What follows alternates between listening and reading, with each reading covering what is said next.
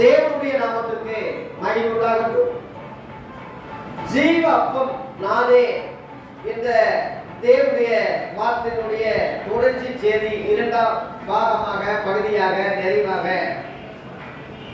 ஜீவ அப்பம் நானே என்ற இயேசு கிறிஸ்துவுடைய அந்த வார்த்தை தலைப்பாக வைத்து காலையில ஒரு 5 காரியத்தை சொன்னேன். இப்ப மாலையில ஒரு 5 காரியத்தை சொல்லி நான் முடிக்க போறேன். யோவான் 6:48 ஜீவ அப்பம் நானே என்று சொல்றாரு. நானே சொல்றதுக்கு ஜீவ அப்பம் சொல்றதுக்கு தேவ பிள்ளையாகிய அவரை விசுவாசித்து ஏற்றுக்கொண்ட மக்களுக்கு அது என்ன லாபம், என்ன வகையில் அது பயன்படுது என்ற காரியத்துல சீக்கிரமாக ஒரு 5 காரியத்தை வேகமா சொல்லி நான் லாபோத்தரத்துக்கு நம்ம கடந்து போலாம். முதலாவதாக யோவான் 6:54 படிங்க. யோவான்ல 6:54 என் மாம்சத்தை புசித்து என் இரத்தத்தை பானம் பண்ணுகிறவனுக்கு நித்திய ஜீவன் உண்டு, நான் அவனை கடைசி நாளில் எழுப்புவேன். எப்படிங்க 54 வசனத்துல நித்திய ஜீவன் உண்டு என்ற வார்த்தைய ஒரு பாயிண்டாக எடுக்கிறேன். ஒரு தடவை படிமா. என் மாம்சத்தை புசித்து என் இரத்தத்தை பானம் பண்ணுவதற்கு போதும் நித்திய ஜீவன் உண்டு. ஏன்னா இது முக்கியம். இந்த உலக வாழ்க்கை என்னைக்கோன்னு சொல்ல முடியாது, இன்னைக்கோ நாளைக்கோ. நித்திய ஜீவன் சொல்றது லாங் லைஃப், நீடோடி வாழ்றது, என்றென்றும் வென்றென்றும் வாழ்வது. நீங்க நினைப்பதும் பேசுவதும் பார்ப்பது யோசிப்பதெல்லாம் உங்க உடம்பல்ல, உங்க ஆத்மா. நல்லா புரிஞ்சுக்கீங்க. உங்க ஆவி ஆத்மாதான் இதெல்லாம் யோசிக்கிறீங்க, பேசுறீங்க. அந்த ஆத்மாவா அதான் மனுஷன் சொல்றோம், மனுஷன் சொல்றோம். ஒரு நாள் இறந்து படுத்திருக்காருன்னா படுக்க வச்சிருக்கோம்னா, ஐயோ போயிட்டீங்களே ஐயா, நேற்று தானே பேசுறீங்க, இப்படி சொன்னீங்களே ஐயா, ஐயா போயிட்டீங்களேன்னா இங்கதானே நீளமா படுத்திருக்காரு, போயிட்டீங்களேன்னு ஏன் சொல்றாங்க? அவங்களையும் அறியாமல் இங்க படுத்திருக்கிறவர் நான் சொல்றவர் அல்ல, அவர் போயிட்டாரு. இவர் இது அவர் பாடி, ஒரு சட்டை, ஒரு பாடி இங்க கிடக்கு. ஆனா அவர் போயிட்டாரு. எங்க போயிட்டாரு அதான் தெரியல. தன்னை அறியாமலேயே ஒரு உண்மை மனுமக்கள் வாயிலிருந்து வருது பாருங்க. போயிட்டீங்களே அப்படி சொன்னாரு, போயிட்டாரு. இப்ப நம்ம போட்டா வைக்கிறதுலாம் நிழல் தான், நிஜம் கிடையாது. போட்டா வைக்கிறது நிழல். அந்த பாடி இருக்கிறது ஒரு சட்டை மாதிரி தானே. உண்மையிலே அவர்னா நம்ம புதைப்போமா, எரிப்போமா? எரிக்கிறாங்க. அன்பான மனிதர்கள் உயிரை கொடுக்கக்கூடிய அளவில் நேசிக்கிறவங்களை ஏன்பா புதைக்கிறீங்க, ஏன் எரிக்கிறீங்க? ஏன்னா இவர் அவர் இல்ல, இவர் வேற. அவருக்கு சட்டை இது. போட்டுக்கிற சட்டை பாருங்க, இந்த சட்டை ஆடுது, இந்த சட்டை பறக்குது, இந்த சட்டை நல்லா இருக்குன்னு சொல்றதெல்லாம் இந்த உடம்புக்கு மேல உள்ள அந்த சட்டையை தான் சொல்றீங்க, என் உடம்ப சொல்லல நீங்க. அதுபோல இந்த உடம்பை எரிக்கிறோம், புதைக்கிறோம். ஆத்மாவை அல்ல, ஆத்மாவை யாரும் அழிக்க முடியாது. அழிவில்லாதது அது, அது தேவனிடத்திலிருந்து வந்தது. ஆதியாகமம் 2:7 தேவனாகிய கர்த்தர் முத மனிதனை படைக்கும் போது மனிதனை உருவாக்கி ஜீவ சுவாசத்தை நாசியிலே ஊதினார். அவன் என்னன்னா ஜீவாத்மாவானான். அதான் தேவன் வாயிலிருந்து வந்தது. அது எப்படி அழியும்?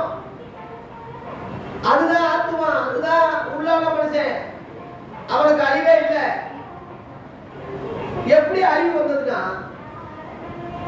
தேவனுக்கு கீழ்ப்படியாம, ஆண்டவருக்கு அடங்காம, பிசாசுக்கு கீழ்ப்படிந்து புசிக்க கூடாதுன்னு சொன்ன விளக்கின அந்த கனியை புசித்தபடியால் நீ சாகவே சாவா என்று 2 சாவை அங்க ஆண்டவர் எச்சரிப்பா சொன்னாரு.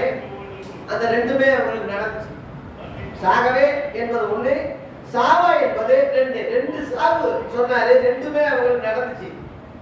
முதல்ல செத்தது ஆத்மா, ரெண்டாவது ஆவியில செத்துக்கிட்டே வந்தான், மூணாவது சரீரத்துல செத்தான். ஆதியாகமம் 5ஆம் அதிகாரத்துல 5ஆம் வசனம் பாத்தீங்கன்னா 930 வருஷம் உயிரோடு இருந்தான் ஆதாம். செத்தாண்டு மரிச்சாண்டு. எத்தனை வருஷம் வாழ்ந்தாலும் சாகத்தான் போறோம். ஐயா 100 வருஷம் நீங்க நல்லா இருக்கணும்னு சொல்றாங்கல்ல, அப்ப அதுக்கு பிறகு சாவான்னு தானே இருக்கும். ஒரு மனுஷன் உலகம் வந்து ஆதாயப்படுத்தி கொண்டாலும் தன் ஜீவனை நஷ்டப்படுத்தினா அவனுக்கு லாபம் தானே.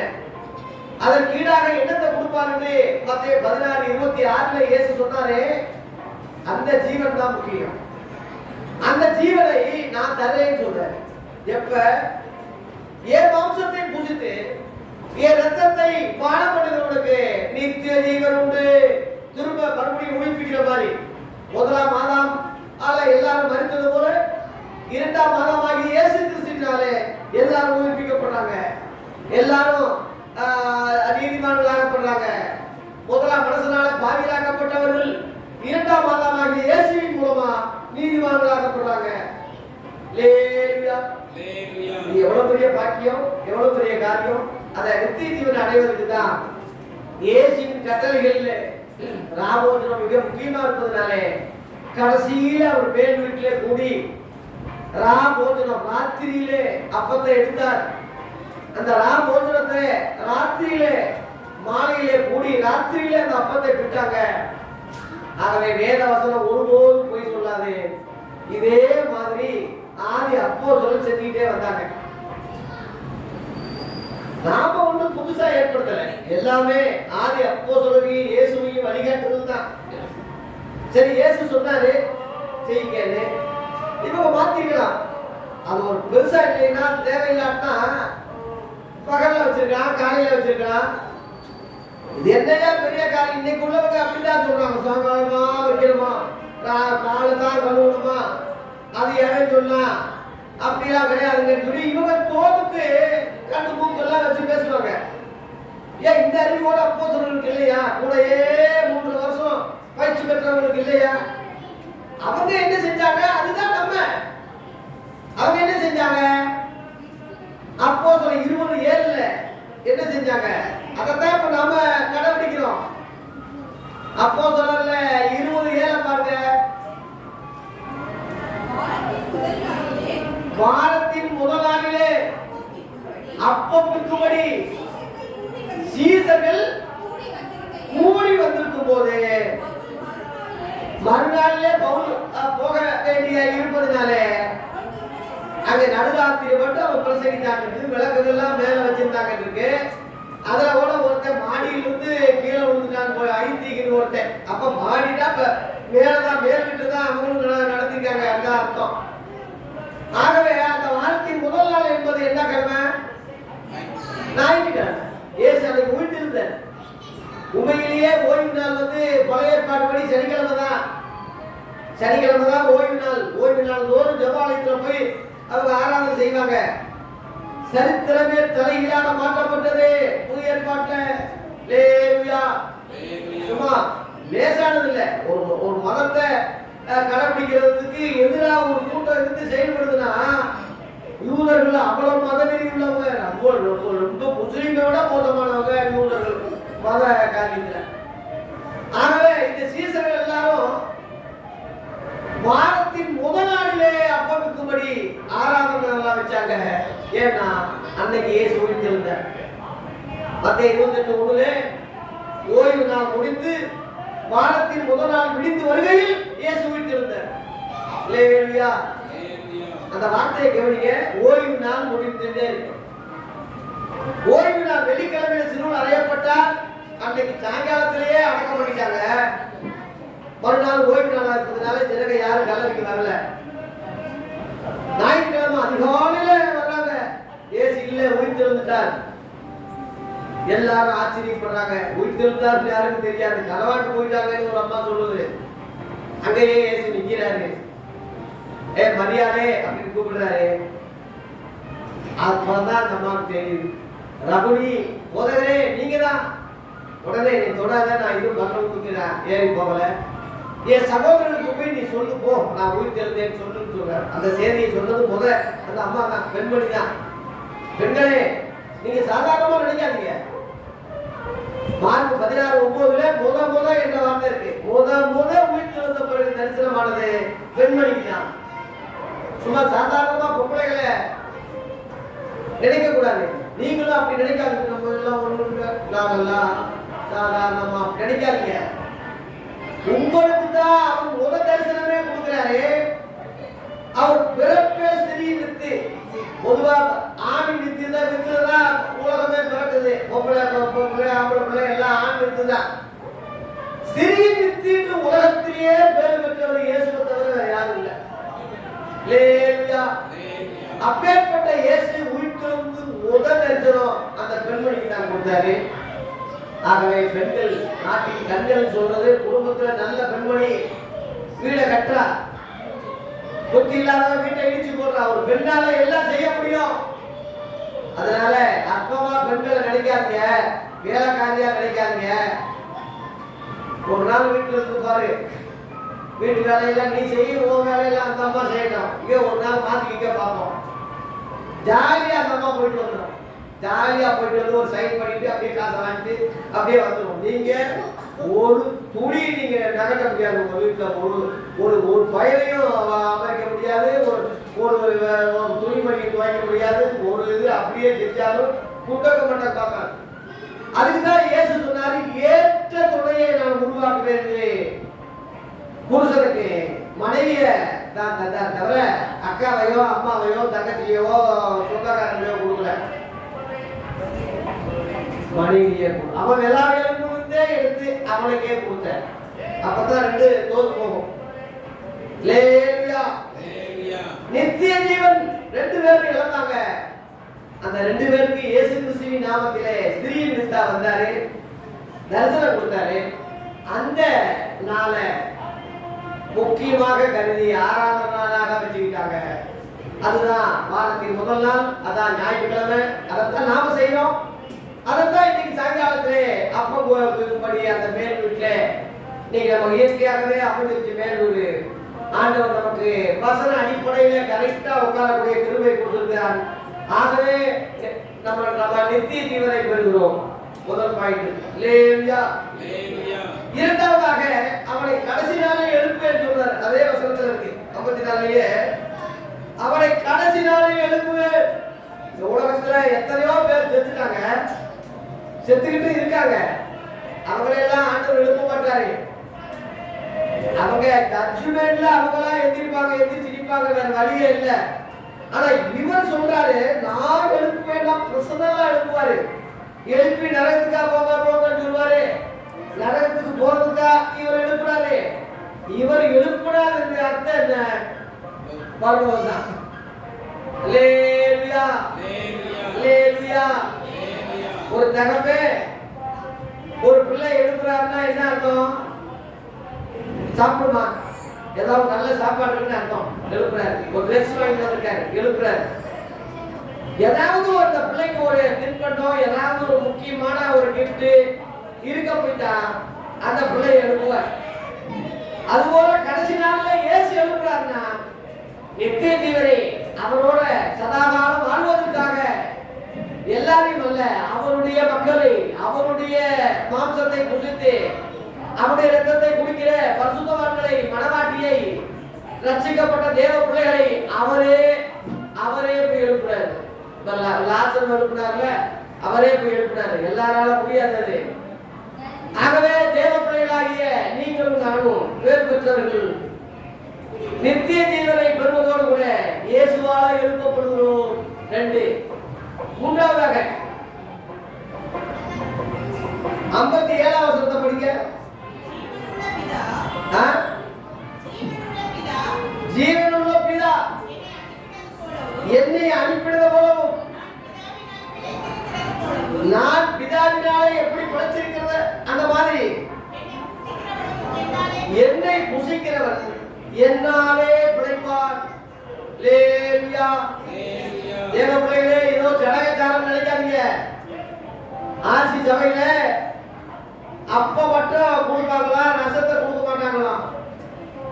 ஒரு ஐயா சொல்றாரு, இந்த கொத்தனார் ஒரு ஐயா, அவரு நிறைய ஆட்சி சேர்த்து தான் கட்டிக்கிட்டு இருக்காரு, அவருக்கு தெரியுது அனுபவம்.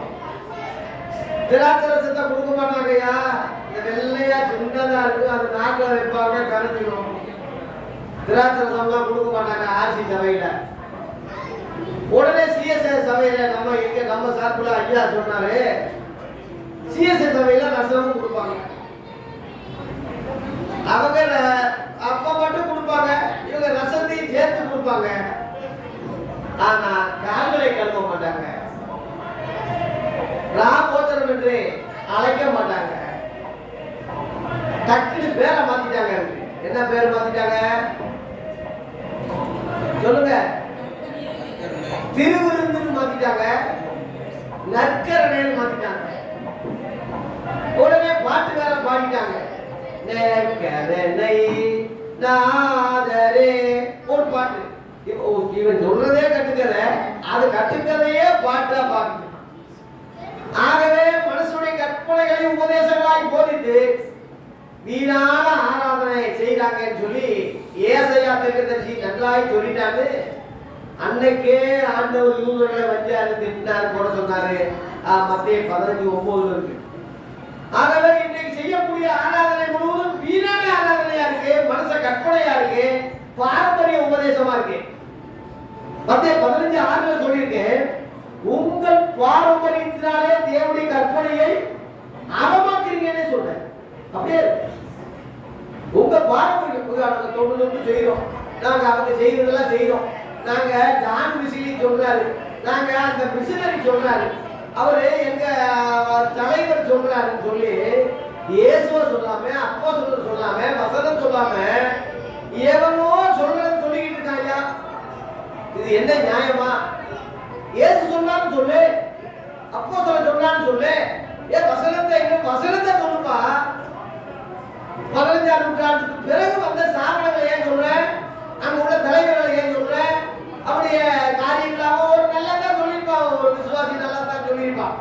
அதை விட ஒரிஜினல் இயேசு தானே, அவங்களாம் பயிற்சி பெற்ற அப்போஸ்தலர் தானே, அதுதானே உங்க கையில இருக்கு, பைபிள் இருக்கு, ஆவியானவர் அதை எழுதியிருக்காரு, அவர் ஆக்கியோடு இத்தனை சாட்சியை விட்டுட்டு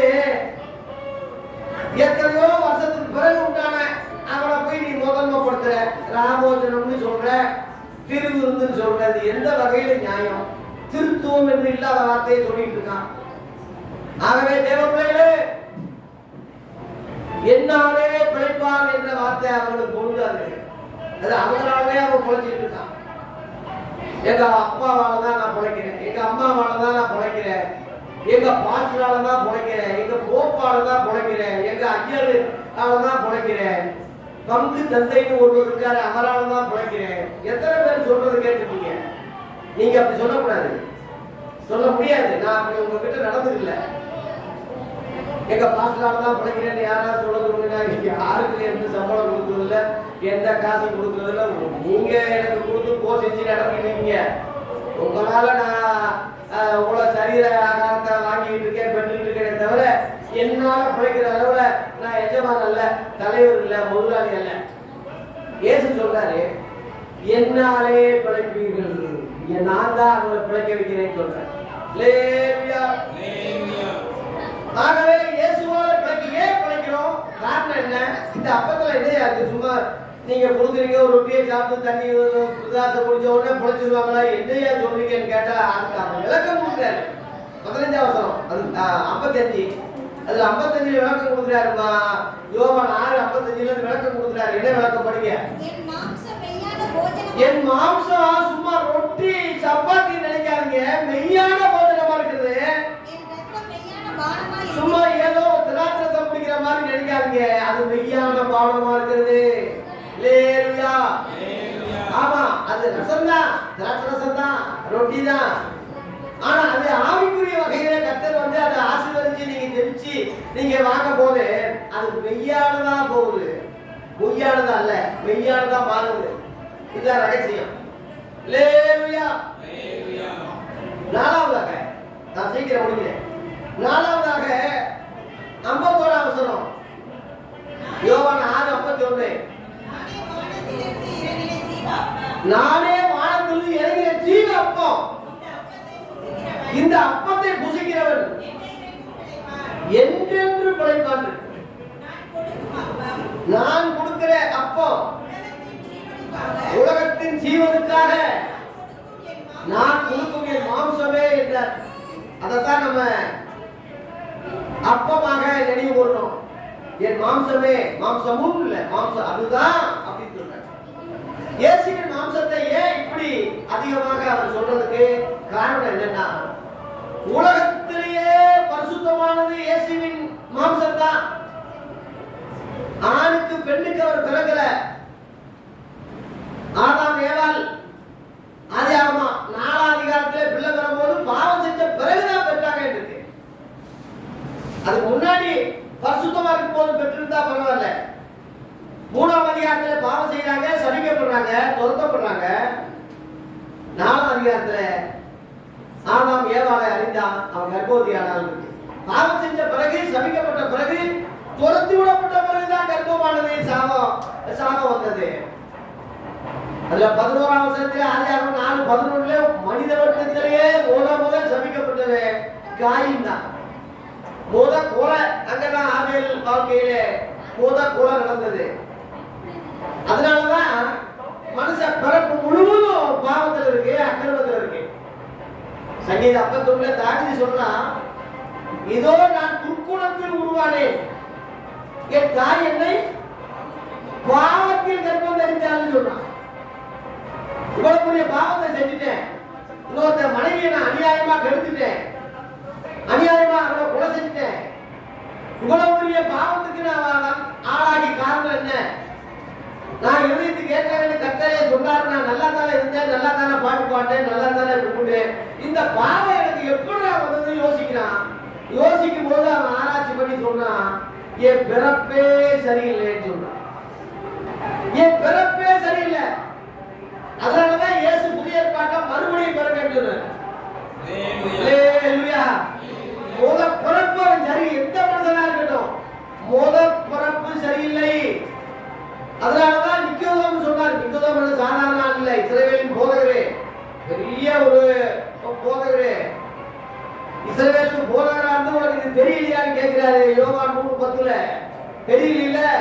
எவ்வளவு பெரிய பிசப்பா இருந்தாலும், போதகரா இருந்தாலும், போப்பா இருந்தாலும், ரெவரண்டா இருந்தாலும், மறுபடியும் பிறக்காத பட்சத்திலே அவ மனுஷ ஜென்மம் தான். அவ பரிசுத்தவானோ நீதிமானோ என்ற பேர் பெற முடியாது. அவ கிறிஸ்துவுக்குள்ள இன்னும் வரல, பக்கத்துல ஒட்டிட்டு இருப்பானே தவிர உள்ள வரல. ஒரு பெரிய மழை பெஞ்சிட்டு இருக்குன்னா வெளியே நின்னா தலையில மழை விழுவோம், பனி விழுவோம். உள்ள வந்துட்டீங்கன்னா சேஃப்டி. அதுபோல இயேசு கிறிஸ்து பக்கத்துல வர்றதில்ல, உள்ள போயிடணும். உள்ள எப்ப போக முடியும்னா, ஒரு கிறிஸ்துவுக்குள்ள இருந்தா புது சிருஷ்டியா இருக்கான்னு சொல்றாங்க. சிருஷ்டினா பிறப்பு. 2 கொரிந்தியர் 5:17 இருக்கு. பழையவைகள்லாம் ஒழிந்து போயின, எல்லாம் புதிதாகின. அல்லேலூயா. அங்க இருந்து அவன் பரிசுத்த பிறப்பு தொடங்குதியா.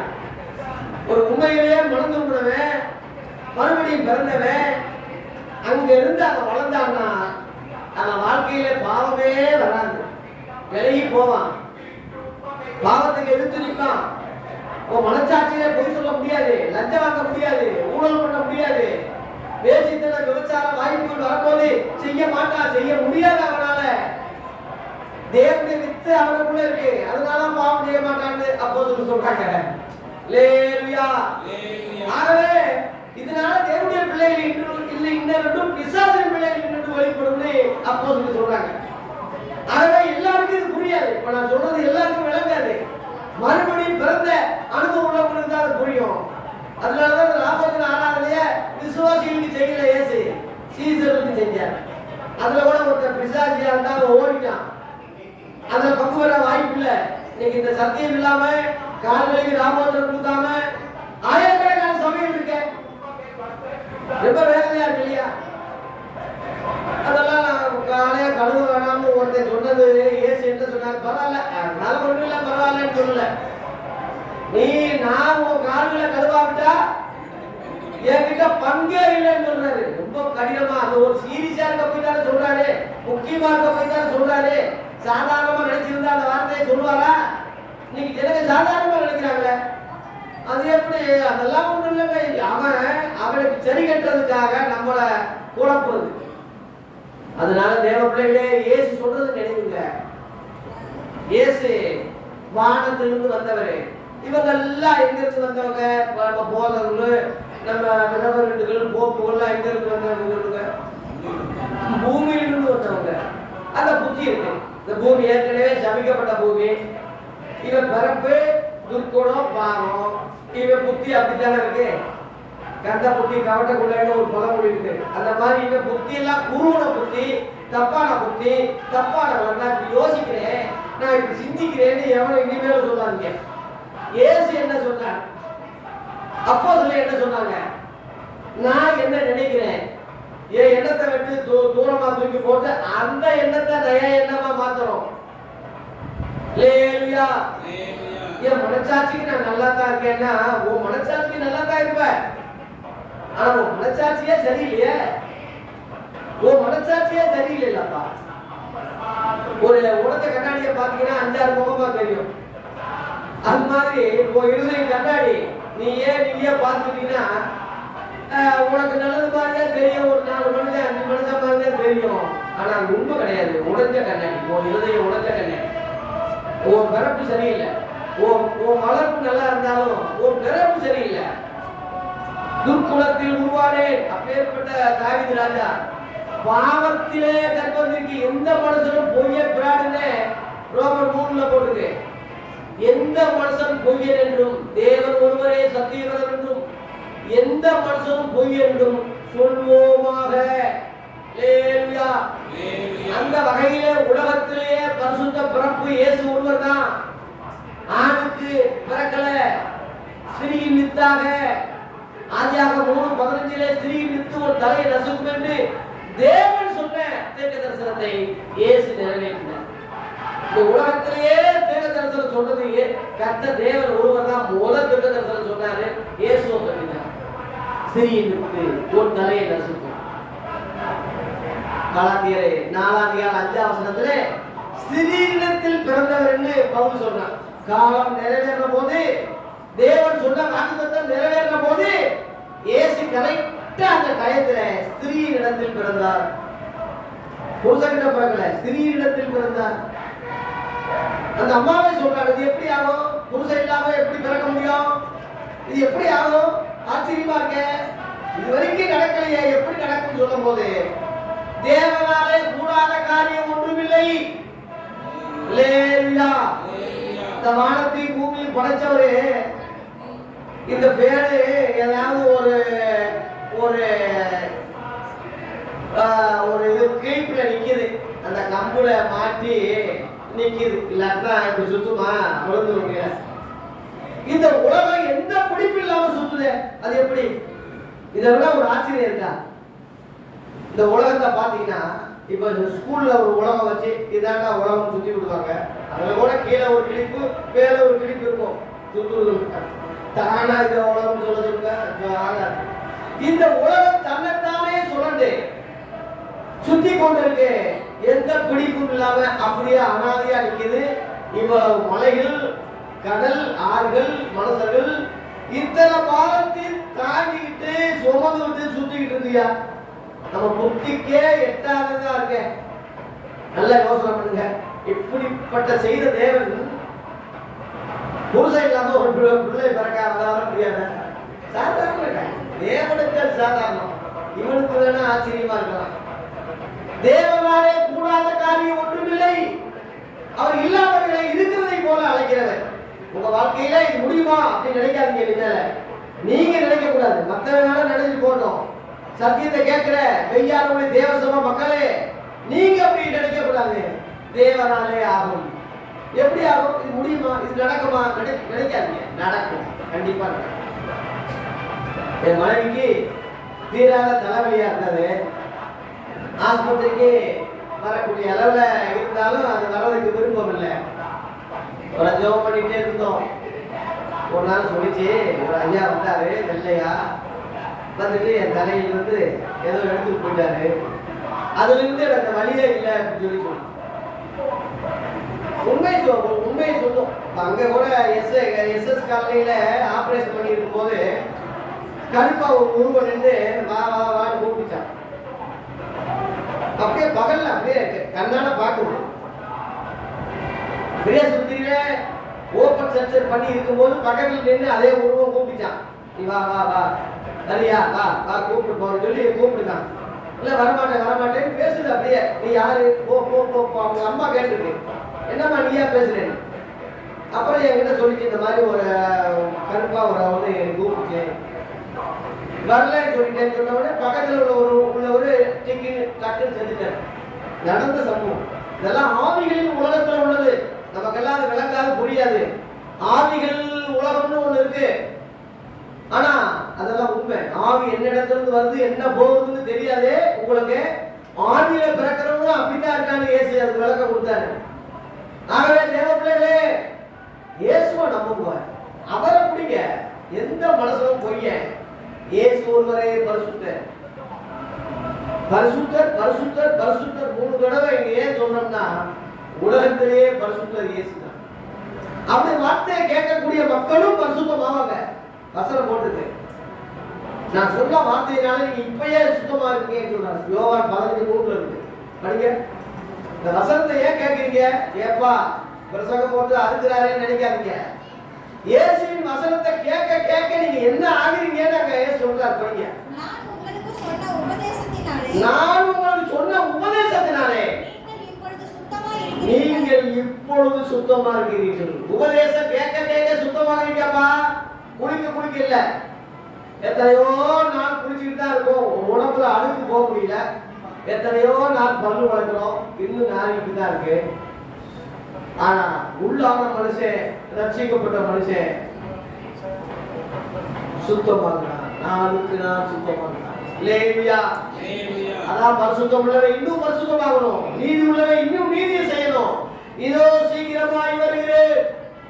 அப்படி வருகிறேன். நம்ம பரிசுத்தவான்களா நீதிமான்களா நிற்பதற்கு வசனத்தை நல்லா கேளுங்க, உபதேசங்களை நல்லா கேளுங்க. வாரத்துல ஒரு நாள் வர்றீங்க கேட்குறீங்க, மற்ற நாளெல்லாம் சினிமாவை பார்க்க கூடாது, டிவியை பார்க்க கூடாது, சீரியலை பார்க்க கூடாது. யூடியூப்ல நேரம் இருந்தா நம்ம பிரசங்கத்தை கேளுங்க கேளுங்க கேளுங்க. 2700 வீடியோ போட்டிருக்கேன். 2700 வீடியோ ஐயா உங்க ஊழியக்காரன் மூலமா கர்த்தர் பேசி வெளியிட்டு இருக்கிற எல்லாத்துக்கும் தலைப்பு, எல்லா கேள்விக்கும் விட. நேரம் இருக்கும் போது பாருங்க, வாய்ப்பு இருக்கும் போது பாருங்க. வசனம் கேட்க கேட்க கேட்க கேட்க என் சொந்த சருக்கோ சோக சருக்கோ எவனோ சொல்லி கொடுத்ததோ நான் சொல்றது இல்லை. எல்லாமே உபதேச சத்தியத்தான் நீங்க அறிவீர்கள். அதை கேட்கும் போது உங்களுக்கு விடுதலை. வேறு பிரசங்கத்தை கேட்கும் போது கேட்டுக்கிட்டு இருக்கும் போதே ஆவியானது இறங்கிதான் இருக்கு. ஜெபம் பண்ணும் போது இல்ல, பிரசங்கம் கேட்கும் போது ஆவியானது இறங்கிட்டார். லேவியா அதுபோல நீங்க சத்தியத்தை கேட்கும் போது சத்தியம் உங்களை விடுதலை ஆகுது. உள்ளான மனுஷன் பலப்படுறான், உள்ளான மனுஷன் பரிசுத்தமாகிறான், நீதிமான் ஆகுறான். ஆவியிலே பலம், சத்தியத்தை அறிய ஆவியில நீங்க பலம் சொல்றீங்க. இதுதான் உண்மை. லேவியா 5வது சொல்லி முடிக்கிறேன். 1 தெசலோனிக்கேயர் 5ஆம் அதிகாரத்திலே 23 படிங்க. கடைசி லாஸ்ட்ல என்ன நடக்குது?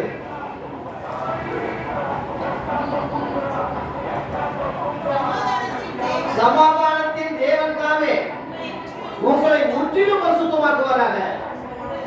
உங்கள் ஆவி, ஆத்மா, சரீரம் முழுவதும் நம்முடைய கர்த்தராகிய இயேசு கிறிஸ்து வரும்போது குற்றமற்றதாய் இருப்பதாக.